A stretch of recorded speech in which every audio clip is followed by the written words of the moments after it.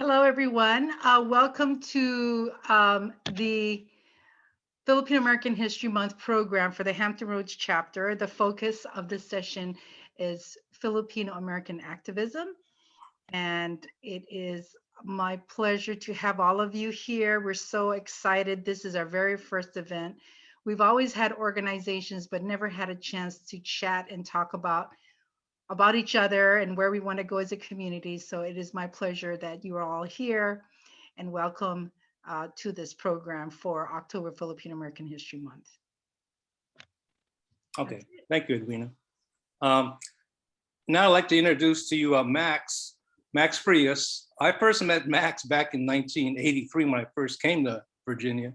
And in fact, we had our first, when people want to know what projects we worked on, Max and Marilyn Rivera, both of them were involved in my very, very first program when we were like in our early 30s, back in 1985. It was, we had to host the Filipino youth drill, Filipino FYA, the drill team from Seattle, who participated in the Cherry Blossom Festival in Washington, DC.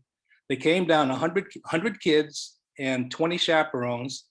And this is the day before cell phone, Instagram and what do you call it, Messenger and all that stuff. This is all phone and letters. And so we did a nice show where Marilyn was head of the chorale. About 30 to 40 kids sang a medley of traditional Philippine songs. Max was in charge of essays. And it was a real treat to see a lot of the youth meet youth from other parts of the country. So that was our first project together. And that was back in 1985. So we kind of can't come full circle now. And now we're doing this Zoom thing. So without further ado, I'd like to introduce to you the Vice President of the Filipino American National Historical Society, Hampton Roads chapter, Max Frias. Good evening, everyone. Thank you, Alan. Just to let everybody know, I was dyeing my hair back in 1985. So before I actually begin, Arnell, if you could just briefly give an update on the informational packet that so that people will get the full amount of information that's been given to us even as late as 2 o'clock this morning. Sure. Hi, everyone. My name is Arnell. I'm with the Fonz Hampton Roads Group. And I put together as much of the synopses that were sent to us as I could to try to put it in one document instead of being in like 5 different formats. And the links that Alan puts in his document you can click on as well. But I have a Google Doc that has everything together along with all the pictures and CVs and resumes and descriptions, the bios of everyone who submitted for this project. And it's with gratitude that we got all this information, and this information is available on the doc that we will email to everyone who's in this meeting today after the presentation is done. Thanks. Well, yeah, before we even start, Max, we got to give Arnell a hand. That's And right. he had to put together all this stuff. All you Filipinos turn your stuff in so freaking late. It's crazy, but luckily we have Arnell. He's good, great under pressure, and he's for hire in the future. So, go ahead, Max. Okay, now, okay, we're going to go with the order that Alan had presented. So with that being the case, then first up is the Filipino American Cultural Society. No, it's us. It's the other one, Max. Which one? I think it's the Cebuano Speaking Club. All right, sub one. Okay, all right. I'm sorry. So here to speak on behalf of CSAT is Dr. Riza Dahao, retired, and basically just to let you all know that since we have a brief amount of time, we basically going to direct these questions. So Dr. Dahao or Risa, when did you first join CSAT, and what under what circumstances and what were the reasons for joining CSAT?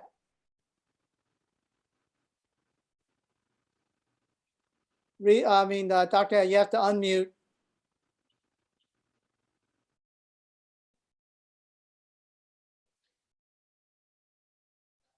Okay, there you go. There you go. All right, so my sister Victoria actually was the first one who joined CSAT, and she was one of the officers actually when it first started in '83.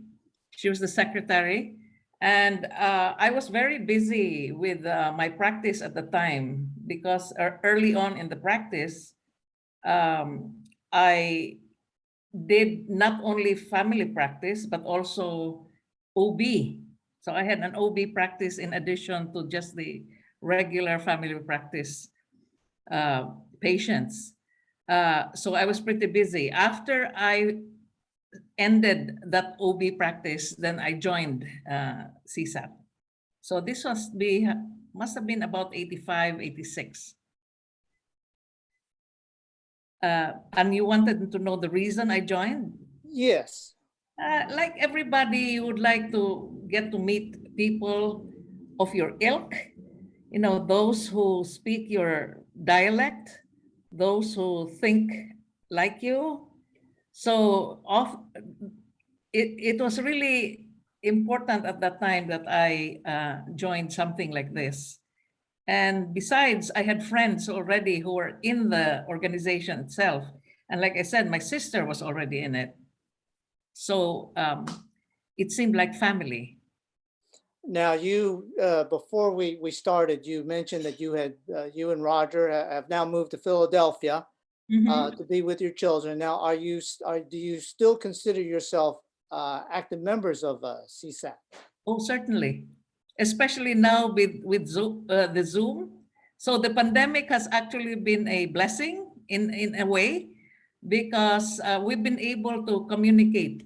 And like I said, oftentimes, or it hasn't been really that often at the time of the pandemic, but we go home. I consider Virginia home, okay? So we go home to Virginia every once in a while, just to meet, and especially to forge more ties with friends. What would you say are in your own opinion, personal opinion, as to what are the most important accomplishments that CSAT has done, particularly in relation for the Hampton Roads Filipino American community? CSAT is a very small organization. We have about 130 members, but we are very strong in community service. So anytime there is anything that happens either here in the US or in the Philippines, I think CSAT is one of the first to volunteer, to fundraise, or to donate, things like that. The other thing is it's not just a social organization. It is a cultural, religious organization also, in some way. For example, we were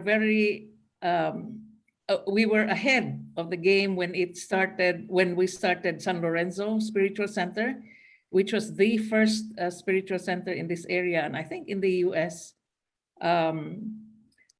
CSAT as an organization, and with individual members, was one of the highest contributors to the formation and the building of the center. And not only that, CSAT members were the initial volunteers in the maintenance of the center. So my last question to you, Risa, is what challenges do you see for the future of CSAT? One of the biggest challenges has been having young people come into the organization to continue the organization into the future, into the far future. We do have a youth group, but now that we are in the States, most of us have maybe 1, 2 children. We don't have the pleasure of having 8 or 9 children like the people in the Philippines before. So there's not that many youth, okay, to carry on the ideals and the values of an organization. That is very true even in organizations that are professional organizations like the physician organizations. Okay, we see that we do not see the young people come into the organization and be active or take an active role in the running of the organization. That is really sad. And it's difficult for me to say how we can do something like this. Fortunately, with the very small amount of youth that we have in the organization, they have been very, very active and very socially conscious. So they've been part of our induction balls and extravaganzas. You know, when we do our fundraising activities, they've gone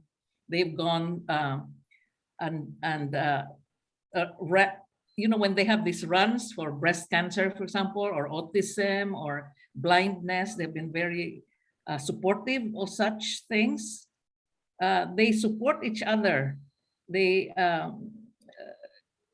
go to their weddings and help, you know, in the decoration, for example, or in just being very supportive of each other and of their elders.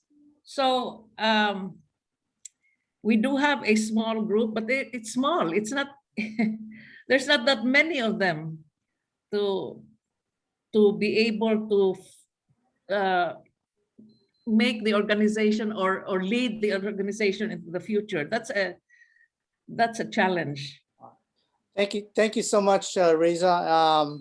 Again, since I don't have the roster in front of me, can I have a little help as the next organization? And I'll be asking the same questions. Alan.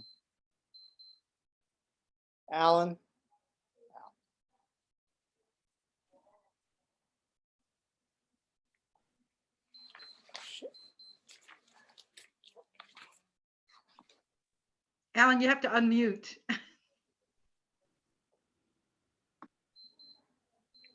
Where are we at? We're up here. Who's? Me. Oh, Okay. I think Okay. me. Facts, All right, then Philippine nurses, then Philippine Medical Association. So get ready. Okay, so Melissa. Hello. Hello, how are you? Good, good. Glad to be Okay. here. For people who don't know, Melissa actually worked in my office one summer. And she says that she learned how to type then. On a typewriter. On a real typewriter, not on a A computer. real. Okay, yeah. So Melissa, were you were you one of the original members of FACS or? No. It was founded in 1994. And so And what I did you joined do? in 1997. So interesting story. I went to Salem Middle from my middle school years, and we had a little Asian cultural club at Salem Middle. It was newly formed, and one of our big events was the high school group, which was FACS. They came and performed for us, and it just moved me so much emotionally that I decided, wow, I need to join that group. So there And wasn't any peer pressure then. You were caught up in the moment. Yeah, So to so it was very moving. One piece in particular that really got to me was this performance in this poem called "My Mother is a Loser," and it makes you think negative things, right? But the poem and the story that goes with it makes you realize that being a mother and a woman is so much more. And that's what FACS is all about. It's tied to being creative and expressing your identity in creative ways. Now that you're all grown up and you're a mother, and are you in touch with the current FACS students? Not so much. It's been like over 20 years since I was last in FACS. I graduated back in 2001, so it's 2021. I'm just here to represent what I had gone through when I was in FACS, but I am in touch with the founder and the sponsor, Mr. Obispo, Ray Obispo. And I'm actually in touch with a lot of other alumni. And oh yeah, Arnella says here, FACS is 25 years old and strong and going. There is a lot of alumni, a lot of people in the area that have been a member or have known people who are members or been touched by the organization. And I think one of the challenges is maybe reconnecting the alumni to become mentors to the younger students. I think that's maybe one of the things that we have to try and start doing. Thank you so much, Melissa. Okay, the next group is the nurses. Is Kat there?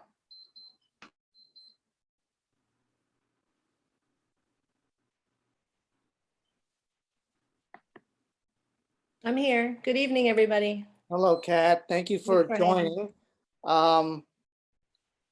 Kat, I I'm trying to remember. find her in chat. I'm sorry, Al. Sorry, Max. Trying to find her in chat. What's the name you're using, Kat? Catherine Palaire. Oh, I'm sorry. There you are. You find me? Okay. Yeah, there you go.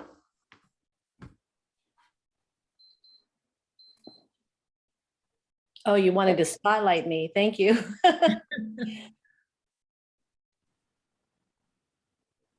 You're good to go, Max. Okay, yeah, Kat, good evening. Good evening. I remember when I was practicing back in the 80s, actually, your organization was the Philippine Nurses Association of Taiwan, if I recall.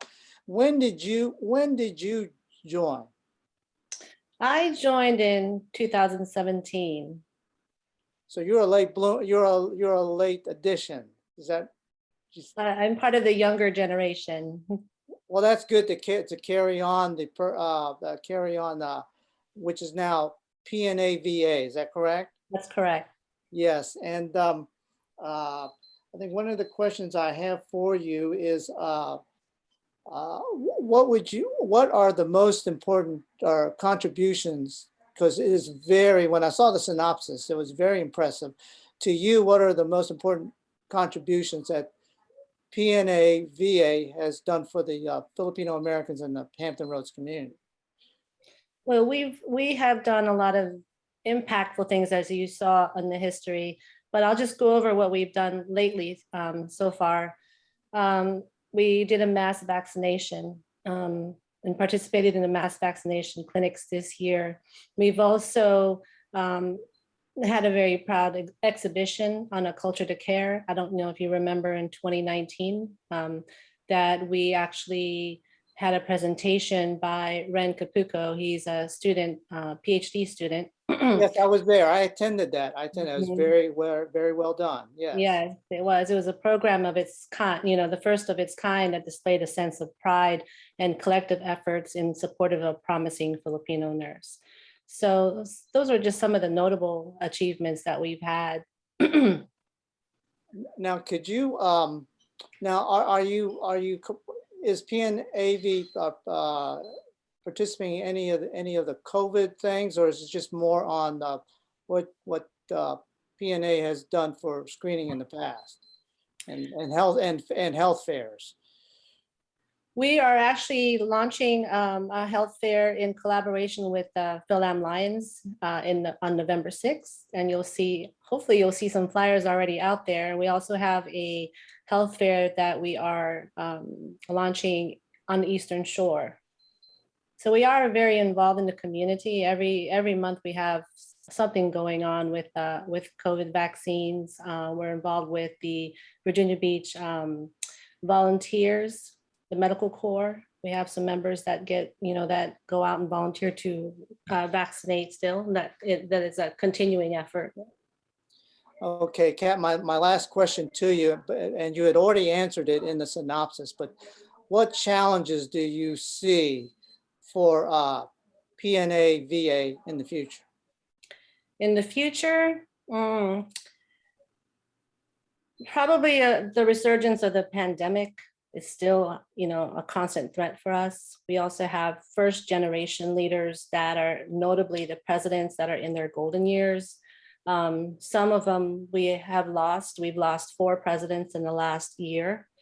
Their support is very imperative for the success and vitality of PNAVA. So there are some challenges in the future regarding recruitment and retention of younger members who are still growing their families and building their careers. So we really rely on connecting and collaborating as an ongoing theme, no matter what the issue. Thank you so much, Kat. Appreciate it. You're welcome. Thanks for having me. Alan, who's next up? Okay. Hi, everybody. Jenny. It's actually the Medical Association. Oh, the Medical Association is. And then ODU FASA, then PALSAF. Okay. Well, let me Okay. write this down so I don't have to. Go ahead, PMA. Is Florence here? Florence.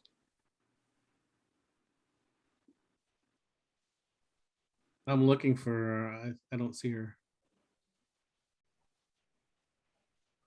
She may not have registered. If you, Florence, her email is Florence.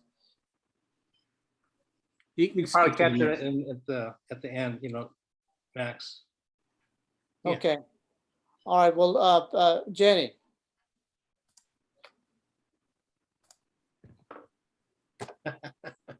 Hi, Max. How are Hey, you? I know I'm also a fellow ODU Phil-Am alumni, but I'm going to let you do the talking. In the synopsis, you said that there were actually 2 attempts to start up the organization. Yes. So I had graduated back in the early 2000s, and I remember every year alumni would try to host an event, and we would try to collect alumni information to make sure that we all stay in touch. And fast forward to 2016, we found out that there's a way to register our club with ODU, under ODU's Alumni Association. So we named our club the Filipino American Alumni Club. And you actually don't even have to be a graduate of ODU. You don't even have to be a previous member of FASA, as long as you're a supporter of the organization. And of course, what we try to do, then anyone can join. So we've had quite a few events since launching in 2016, but of course with the pandemic, there's been some, issues with getting together. Right. I think the last event was the football game, wasn't it? About a year ago. I think I went to Yes. that one. I think it was actually 2 years ago. Oh, 2 years ago. Last year didn't count, right? Right. Yeah, that's right. Because we didn't have football season. So, Correct. how many members do you think that are with the ODU Phil-Am alumni? I think there might have been, I know there's at least, at least 5 or 6 board members right now. And as with how many people are actually registered, I'm actually not sure of the number. I can look that up. But to register as a member, you would have to create an account with the Lion's Den, which is a website affiliated with ODU alumni. Now, your organization is unique is because you get the funding from ODU. Is that correct? Yeah, that's correct. I think we're pretty lucky. Actually, the organization is pretty lucky to get that sort of funding, as opposed to like getting it from donations or membership. Correct. So that was a huge incentive to, of course, form this organization. So, and of course, depending on events, sometimes there'll be a nominal fee, or sometimes attendance would be completely free, depending on how much funds there are allocated towards our organization. So it's nice when, several members, I think we've had almost 30 people come to a couple events, especially when they're basketball or football events. Now, there is a catch to it because you also have to do reporting to the university. Is that correct? Yes, that is correct. Yeah. So at the end of the year, yes. Yeah. my last question, which I'm actually posing to all organizations, is aside from the COVID and the pandemic, are there any other challenges or what lies in the future for the ODU Phil-Am alumni? I think more getting additional alumni to become involved, not just with attendance, but we would like to see alumni volunteer with board meetings, planning and creating events. And we would also like to have a leadership succession. For example, I'm supposed to be moving, so, you know, we would like to have more involved and take the lead. Okay, Jenny, thank you very much. But before we end, I just want to wish you bon voyage as you are headed towards the West Coast. Thank you. Thanks, Max. Sure, Jenny. Okay. South, Maryland. Maryland. In your, how are you, Maryland?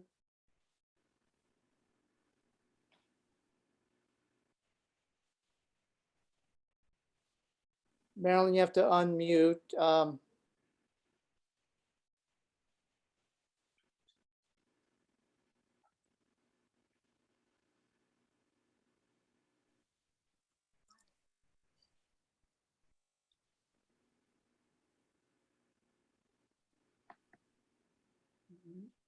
She should be good now, Max. Okay, Marilyn, are you there? Yes, can you hear me? Okay. Okay, How are you this evening, Marilyn? fine, thank you for asking. Yourself, Yeah. Max? I'm doing fine. We've done a lot of messaging in the last week. Your organization is very unique, and that you do not have any members. That's correct, isn't it? Yes. All right. Yes, correct. All right. Tell us a little bit now. You formed this in 1996. You know, without the benefit of the synopsis, can you briefly tell us your reason for starting your organization, PALSAF? Okay, I'll be glad to do that.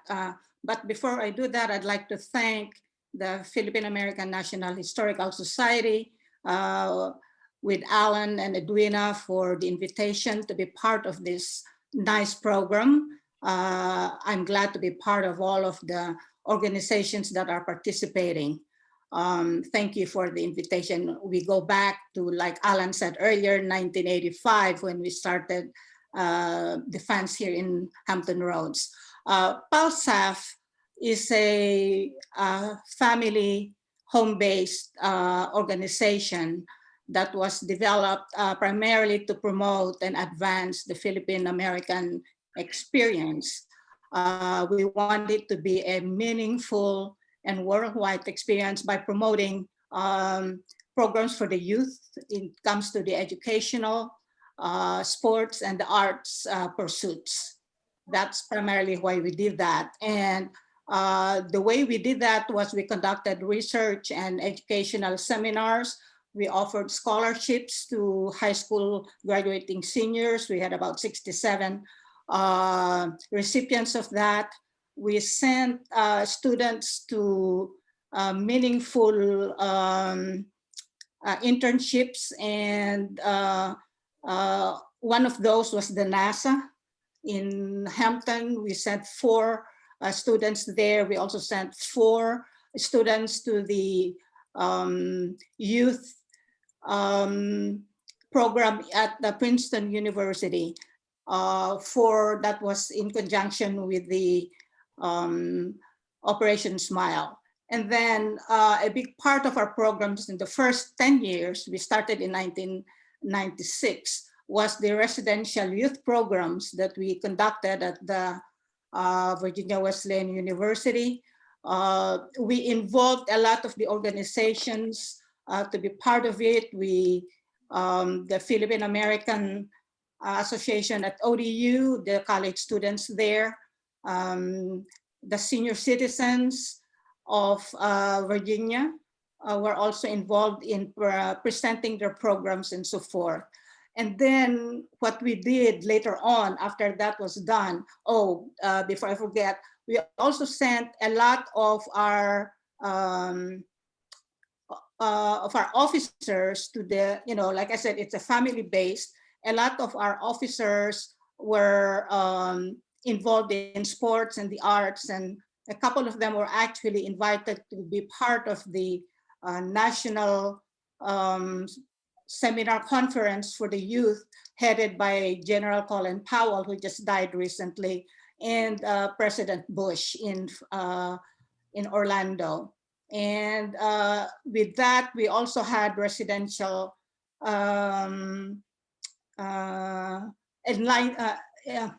residential educational and sports program in Virginia Sulen, and that we expanded it in the Philippines. We went there 3 times. Part of our coordinations were with the State Department, the YWCA, the Corporation of National Service, and so forth. We did 3 youth programs in the Philippines at 3 different locations, 2 provinces and in Baguio City, my hometown. So those were the 4. And then in the last 10 years, we practically just did a lot of research work for a documentary that I'm doing. Yes, can you tell us, and this is my last question, can you give us a preview of what you are working on, this what we call the media documentary, Invisible Immigrants? Yes. Can you tell us a little bit about that and what we will expect, or you expect? All right. Yes, I started that actually a good 2 decades ago when the idea came to my mind, because I knew that as Filipinos, we never want to talk about our achievements. That's just part of our psyche. And I knew that when Filipinos are advertised there, it's always as part of the Asian Americans. So I took it upon myself and said, if Filipino Americans don't want to talk about themselves, let me do it for them. And what I did was, I did 20 forums. I went across the country, started here in Virginia Beach, Washington, D.C., New York, Chicago, Florida, Hawaii, Indiana. And I used the Philippine Embassy and the US Embassy to get participants to join. I also tapped on the Chamber of Commerce, Philippine Chamber of Commerce, to get people to participate. And so far what we have done is there's about 250 participants to those forums. Half of them are entrepreneurs and half of them are military. I also did a forum on American Voices, asking those Americans that have close connections with Filipino Americans, such as Senator Daniel Inouye, the late Admiral Zumwalt was part of our first forum here in Virginia.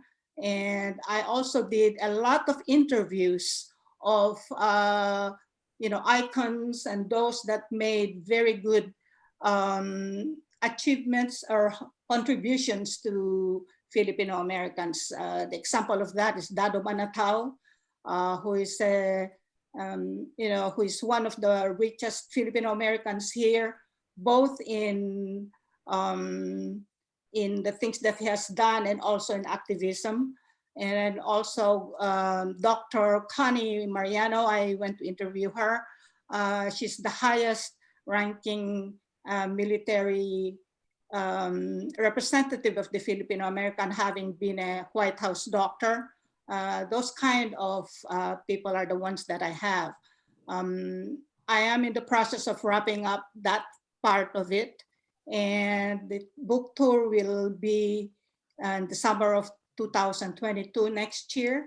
And the venues that I will be using would be embassies, military installations, educational institutions, libraries, and so forth across the US and the Philippines.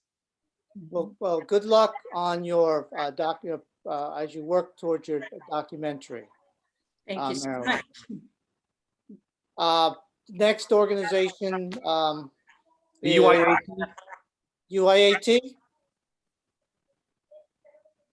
Christy,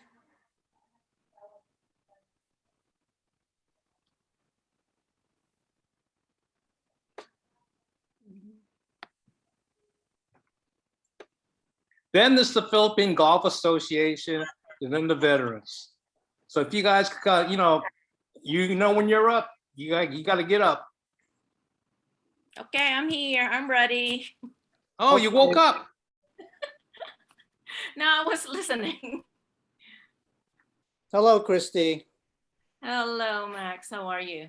Long time no see, as we mentioned earlier. Now, are you one of the original members of UIAT? Actually, I joined UIAT back in 1983. So I'm not one of the pioneers, but I've been with UIAT since 1984. And of course, I have served as their president for 3 terms. And I have close association with the pioneers of UIAT. Now, what were your reasons for joining UIAT back in 1983? The reason we joined is we just moved in the area. We came from California. We got transferred because of my husband's military duty. So of course I didn't know anybody around here. So the first person we met was Adela Singson and Filipino Singson, because they sold us our first house. And they were the one who actually recruited us to join UIAT, because they said, you know, Christy, you're gonna get to know a lot of Ilocanos. And of course, my husband and I are Ilocanos. And of course, that's the first thing you wanted to know, you know, and you wanted to meet these people and, you know, start creating like an extended family. So that's how we got into UIAT. What would you consider UIAT's important contributions to the Filipino American community in Hampton Roads? First and foremost, I am so proud to say that UIAT is one of the contributors in the building of the Philippine Cultural Center. We're actually one of the pillars, including some other organizations. And that was one of the projects that we really work hard on, you know. And next thing also is we have the scholarship awards that we've been giving to the serving students. Initially, they were just giving scholarship awards to members, to children of UIAT members. But then eventually we figured out, you know, it's good to really kind of expand. So we expanded to extend it outside the organization. So we've been giving scholarship awards to Filipino American students also outside of the membership of UIAT. I have to confess that my daughter Nikki was an awardee of one of your scholarships. Congratulations.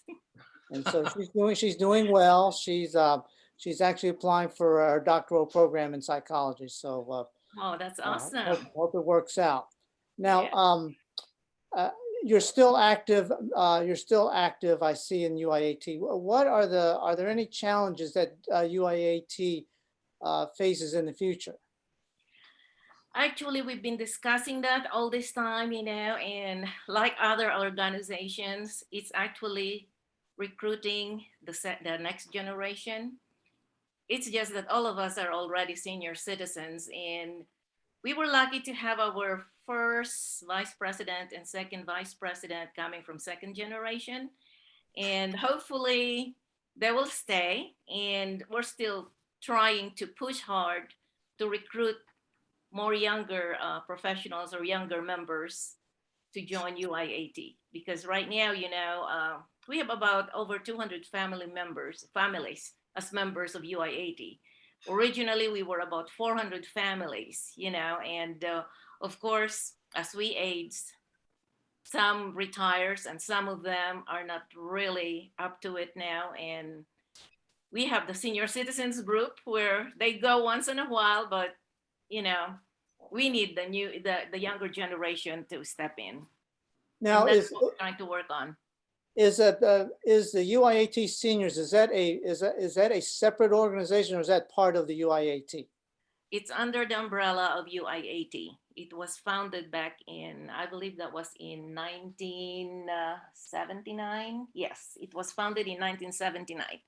Actually, it was Jessica Bello who really came with that idea. And to this day, she's still like, handling this. But then, of course, it kind of stopped after the pandemic because they have like social meetings every month. And it was nice because I go attend that once in a while too. And you can see the senior citizens really happy, they're dancing and having their programs, celebrating birthdays. And I think that's really a very positive thing that we were doing or we are doing for our senior citizens. All right, thank you, Christy. Thank you No very problem. much for sharing UIAT's history, past, present, and future. Is Vince in the house? Vince Medina for Paget? I don't see his name on the list there, Matt. Max. Okay, I gave him. Oh, you Oh, he didn't- just wait a minute. He just entered the waiting room. Hold on. Okay, well, let me go to Romy, and then we'll put. Uncle Romy. Yeah, Let me. Romy. Okay, yeah, we'll go to Romy, and then we'll go to Vince afterwards. Okay.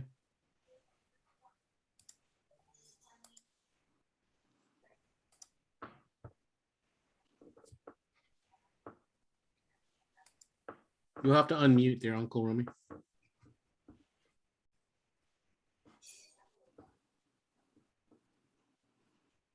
All right. How's that? That's good. Okay, you're looking just like me, distinguished in gray. Thank you for being patient with us, Romy. I know you were a stand-in at the last minute. And if I can ask you just a few questions. When did you join the Filipino American Veterans of Hampton Roads? I joined the Phil-Am Veterans in 1998, and I finished in 2009. About 11 years of service with the organization. No, that was your presidency, but you were a member before 1998, correct? Well, I was a member, but before I became a president, I was vice president for two original president also, before I jump into the presidency of the veterans. Now, can you tell the audience tonight, during your 11-year term as president, what were the accomplishments that were done by the Filipino American Veterans of Hampton Roads during your presidency? Oh, during my presidency, well, first of all, initially the Filipino American Veterans was named Seafarer Fellowship. That was in 1975 when it was established. As far as I'm concerned, during my term, it's quite a few, but I'll mention a few of the highlights. And looking back for 11 years as president, I can be proud of numerous accomplishments I have done. Soon after my election as a president, I revamped the uniform of the organization. We now have summer and winter uniform, and our winter uniform is very much update of blazer and with our logo, and necktie with the emblazoned with the American flag and so on. So that's one. I also purchased some items for our color guard, which reflect the Bataan era, authentic Bataan era uniform. Now, doing this kind of remind me of my dad who passed away, who died in Bataan. So now we have this color guard is marching. Hopefully they continue the same thing that I did, that we have the Bataan era uniform complete with the British helmet, the real rifle. And, you know, it's just like that era of World War II that a lot of us, our father suffered, and, you know, in Bataan. So during my term also, we participated in many parade, including the Memorial Day, the Portsmouth Parade, the Strawberry Festival, Phil Friendship Day celebration. And I think we are still doing the only one, the Veterans Day celebration at the oceanfront, Virginia Beach, every year, which celebrated November 11. And one of the things that the organization has done as the service to the community, we invited the disabled veterans from the Hampton, from the Veterans Hospital every Thanksgiving Day, and we gave them a good luncheon of ham and turkey and the whole thing. About 50 of them usually come disabled. You know, some of them will be on the wheelchair, but I think they're very happy that they're invited. And one of the important things during my time also is I have invited the officers and member of the crew of the USS Bataan. Now, this is a big event as far as I'm concerned, because inviting the ship's crew and the officers, you can imagine how much people will be turning up. But anyway, we were able to manage that, and of course, with the help of other people like the SCAPA that provided the entertainment, and usually the highest ranking officer that came is a Rear Admiral. Of course, the commanding officer were there, and the executive officer, and the crew, half of the crew, ship's crew. They're all dressed up, you know, they're all in dress whites, like what you see on summertime. They just came back from the 6 months Mediterranean cruise or Middle East cruise. When they arrived 2 weeks later, they came to the PCC, and we had our give them a good luncheon and some entertainment, and they're very satisfied with how it turned out. One last thing, Romy, because we still have some other speakers. Sure. Can you comment about the Memorial Gardens that is at the PCC and what the Filipino American veterans did for the Memorial Gardens? Right. Well, that's one of my basically that's one of my idea. During the meeting at the PCC, they don't know what to do with that space where this where the Veterans Memorial Garden is now right now being occupied at the front of the PCC. I have to kind of prove to them what I can do with it. And Dr. Hippel at the time is kind of strict on who to give that piece of property. But I have to show him what is the design will be, what kind of plant will be there, and how exactly it will be done. So fortunately, being a veteran himself, I guess he kind of agreed with me, and I set up in doing it, raising fund through a brick sale that we engrave the name of the donor. If he's a veteran.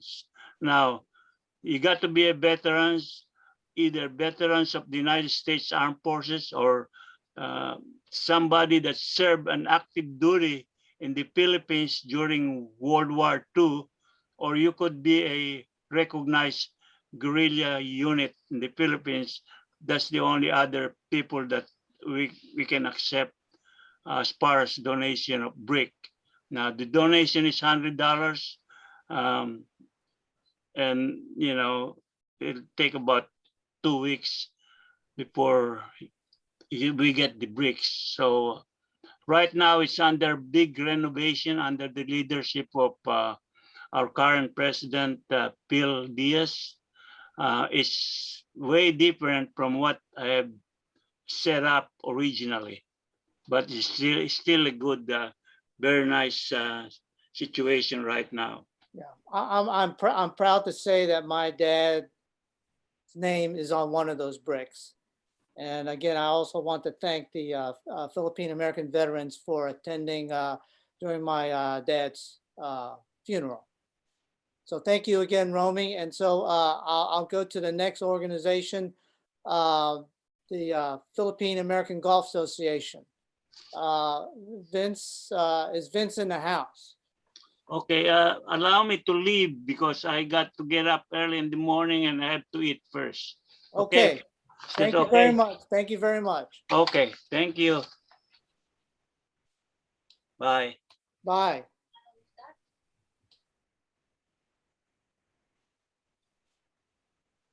Hi, Max, can you hear me? Yes, yes. Sorry, I jumped on late, but it was quite a busy afternoon. Yes. evening.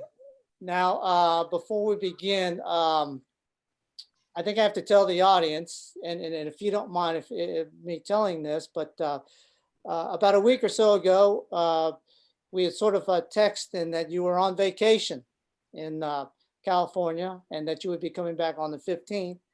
And then I didn't hear from you for a while. And then unfortunately, you told me the bad news that your youngest brother had passed. In fact, you're still grieving, but you being the yeoman that you are, you honored your commitment.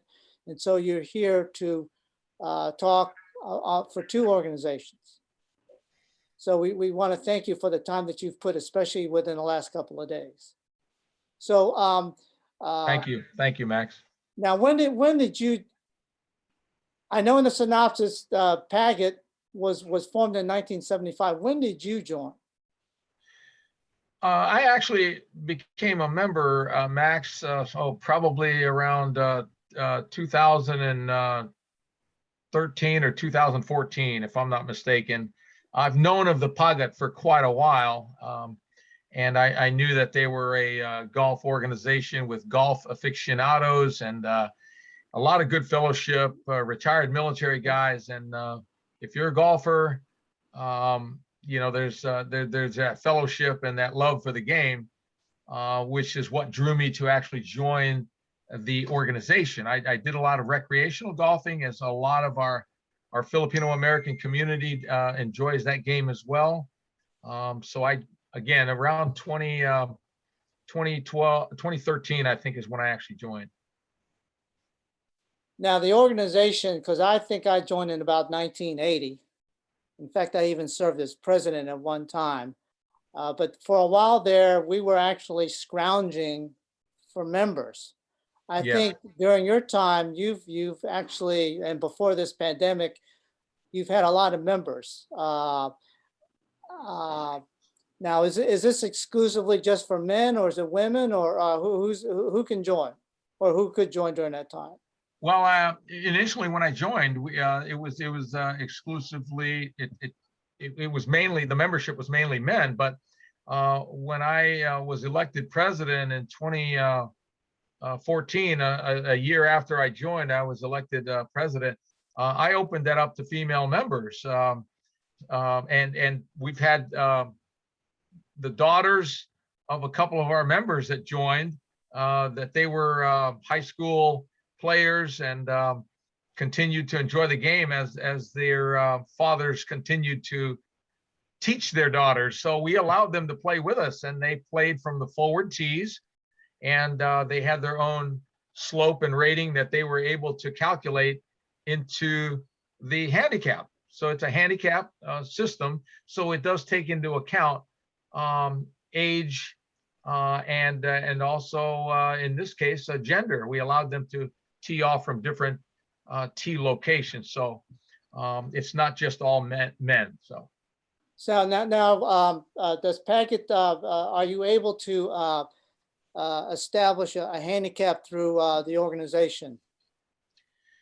Yes, we do. Sometimes members come in with their own handicaps that they've established and their own golf clubs. And if it's verified and it's vouched by a member and verified, and we can verify it through another club, then we will honor that. If they don't have an established handicap, then we'll allow them to establish one after playing 3 rounds in any of our tournaments, and they can establish a handicap. But yeah, we really want to promote the game, especially to the youth. I mean, that seems to be one of our calls to action, is to grow the game. When I became president, my challenge was for each and every member to bring in 1 new member. If you just have 1 member bring in a new member each and every year, we can grow by 10, 15%. And at one point, my second year, we were up to 50+ members. And I know at one point the Pagat struggled, and at one point they only had maybe 6 members at one time in the early days. But we grew over 50 members, and we were collecting dues, and just like our revenue stream was mainly the membership. And we did fundraisers, and we tried to give back to the community and helping out other organizations as well. If we had the revenue that allowed us to donate, even if it's a scholarship to a high schooler, we would vote. Our committee would put that on the agenda, and we would try to support other organizations during my tenure. Now, I know with the pandemic, actually the organization's been inactive. Are there any plans in the immediate future for, I guess, the resurrection of playing golf again for Paget and its members? Yes, we've had discussions. The consensus, especially to older members, even though the game of golf is played outdoors, and you know, you are able to social distance out there when you're playing golf. You don't always have to ride in the same cart with somebody, but you can bring your little bicycle, or you can walk with a pull cart, or you can have your own cart. But it allows us to be outdoors and in the sunlight and get our dose of vitamin D, and be able to do it safely. But we do have aging members, and a lot of our aging members do have pre-existing conditions. And so they elected to let's just put the tournament format on hold. Our tournament, our club, our association was on hold, and everybody's pretty much just golfing recreationally now, weekend warriors and things like that. But we do expect to resurrect that again, because a lot of our members are asking that, with herd immunity and natural immunity and the vaccines, that there's no reason why we can't crank that association back up again and grow it again. All right, I got one last question before we slide into the Phil Am Lions Club. Does Paget still have the Sweetheart Tournament? Well, I've heard about that. We have not done that in the last probably 3 or 4 years, but I've heard about that. We do have a lot of our significant others that like to enjoy the awards banquet, because we tend to have a nice award banquet with wonderful prizes and giveaways and raffles. And for the last couple of years, we were holding our awards banquet at Captain George's. So the wives really love that. But the Sweetheart Tournament, that's something I'll ask the membership if that's something we can do again. Maybe I can unretire my wife to play. Now, since we can go on to, I guess, well, you are now the president of the Phil Am Lions Club of Southeastern Virginia. If you could, because this is actually one of the more recent Filipino American organizations in Hampton Roads. Can you tell us a little bit about how the organization, actually, I saw your synopsis. If you can just give a brief narrative of how it evolved. Yes, as you know, that the Lions organization is the largest service organization in the world. Formed way back in 1917, and they're a Lions organization. Lions Club International is in over 200 countries. There are over 46,000 Lions clubs all over the world, and over 1.4 million members. This Lions Club was formed back in May. We were chartered in May of 2018, and it was one of the other Lions clubs that planted the seed, really. And that Lions Club was actually the Thalia Lions Club, and they were challenging another Lions Club to form a specialty club. And when that idea came, they ran with it, and they approached a few people in our Philam community leadership. And one of those people was Doc Montero. Of course, we all know Dr. Juan Montero. When he gets behind a project, he has founded many organizations in the 55 years that he's been here. So Dr. Montero was approached, and other Lions members, other Filipino American members were approached. And then that's when the seed was born. And we chartered our Philam Lions Club in May of 2018. And we're going on 4 years old now. The pandemic has not slowed us down. We now have, I am the third president. I am a charter member. Our first president, she was also approached, and she was at one of the very first meetings, and that's Hilo Laksa Zenaida. Many of you know Hilo. She's a nurse. She's our charter president. We had to twist her arm to accept the very first presidency. And then the second year was Dr. Ray Pascual. Dr. Pascual became our second president. And now I am the third president of our club. That's how it started. Now, earlier, Kat Polaire had mentioned that the PNA, VA, and Philam are holding a joint event on November 6th. If you could also tell us a little bit about this event that you're having November 6th. Yes, one of the global causes, we have 5 major global causes, and every one of these 46,000 Lions clubs goes out into the community, internationally, domestically, to work on these global causes. And these global causes is in the area of childhood cancer, the environment, hunger, vision, and finally diabetes. And as the president, I challenged our club to do a service project. And this service project falls in diabetes global cause, because November happens to be November is National Diabetes Awareness Month, as you all know. There are 1 in 6 people that walk around the world today globally that don't even know that they might be pre-diabetic.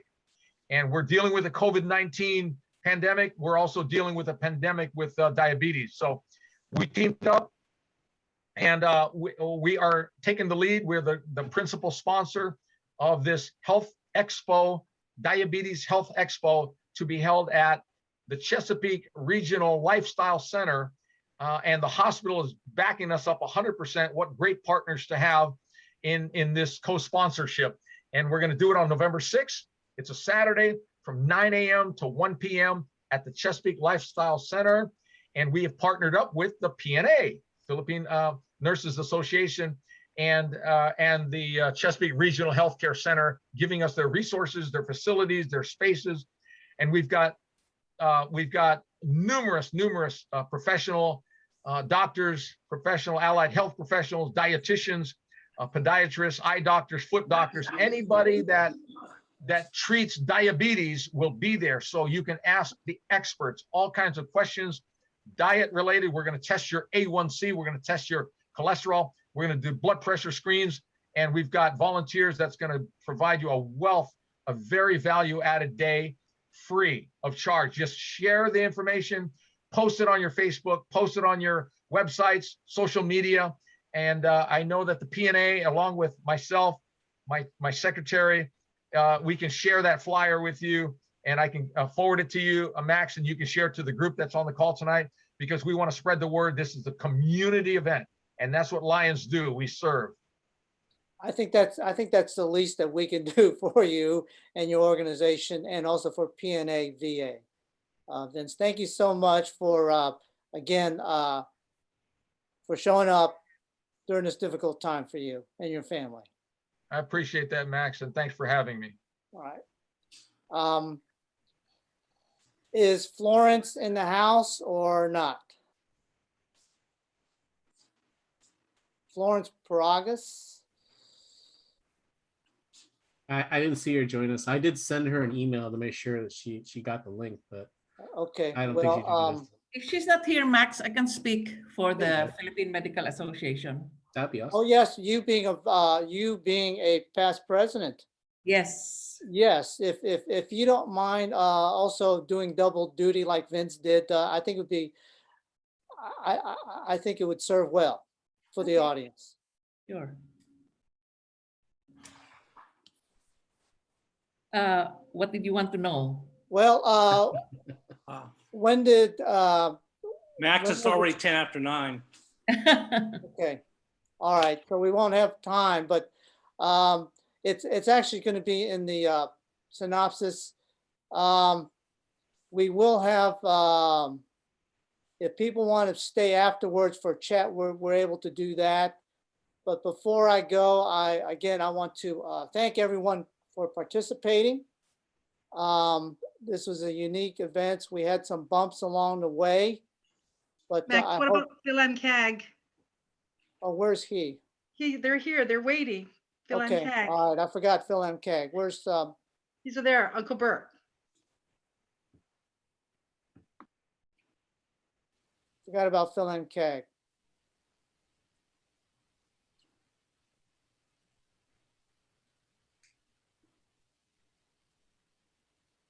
He's there. I'm not sure if he's unmuted or not.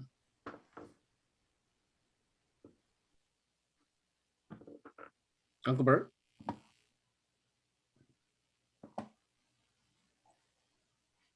We can't hear him. Bert?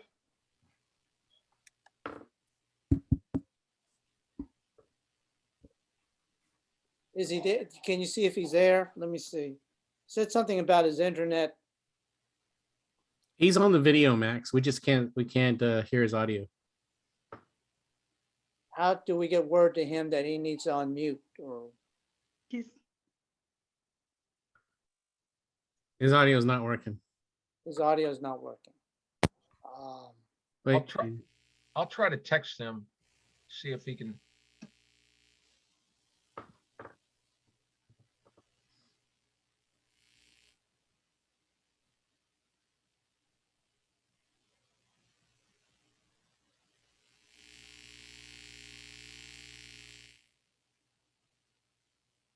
I guess, Max, you can speak on behalf of Phil and CAG if we can't get him to speak. Yeah, let me just go through the notes here.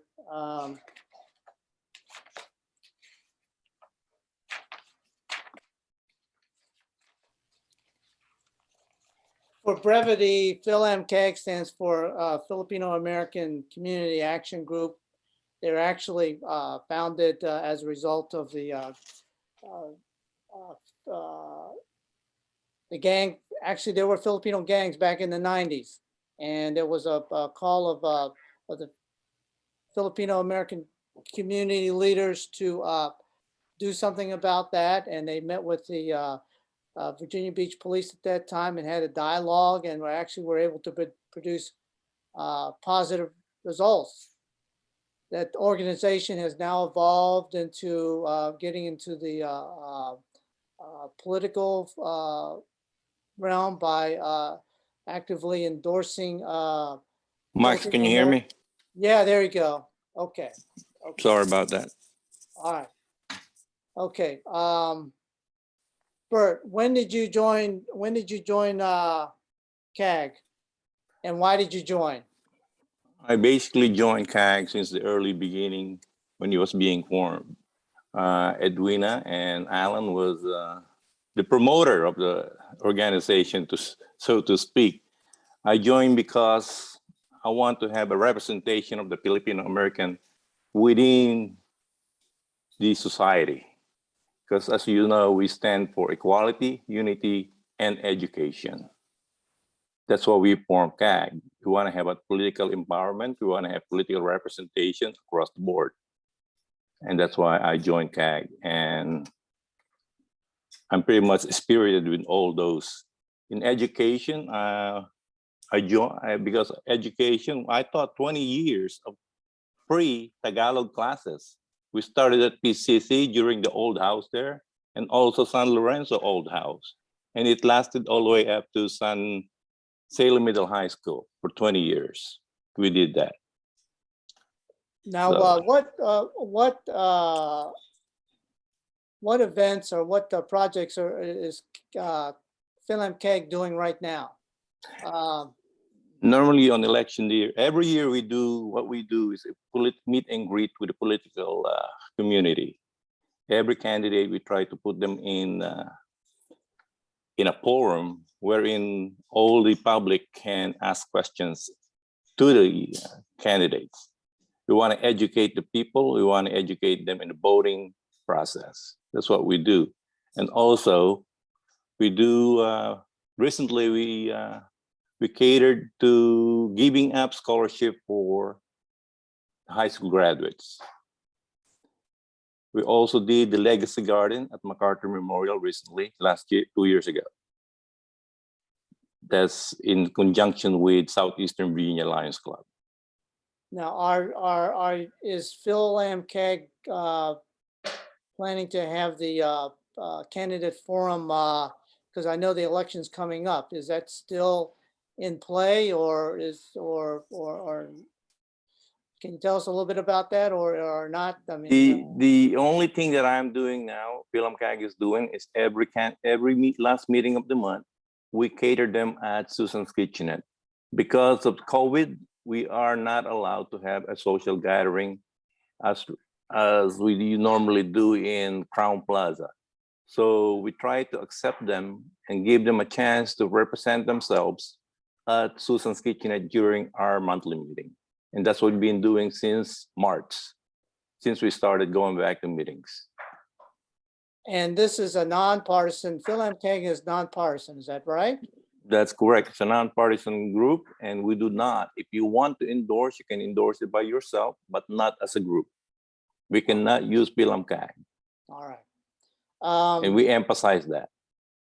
Well, that's good. Because I think there's a perception there that it's just one-sided, but you're stating on the record that is nonpartisan, available to anybody, any candidate to come to as part of your meeting. That's correct. One last question, Bert, because we are pressed for time because it's getting past the hour, is what are the future projects that PhilAmCAG have?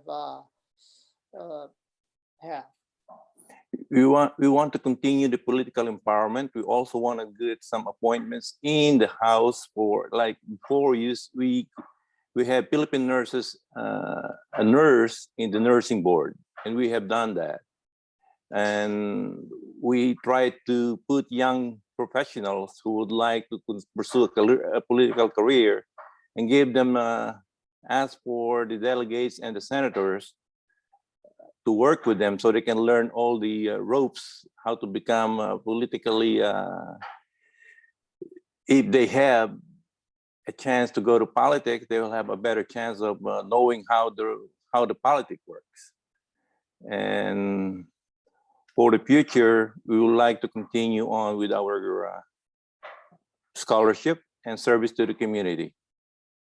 All right, thank you so much, Bert. I know, like I said, we're sort of pressed for time, but again, thank you for sharing your thoughts for PhilAmCAG. I believe that completes all the organizations with the exception of the Medical Association, but because we are pressed for time, we'll just dispense with that. So I want to make some concluding remarks. Number one, we will have a chat session if people want to stick around after we do a formal conclusion, if you have any general questions. Again, I want to thank all the participants. I want to thank all the people in the background. Arnell, again, thanks for all your help.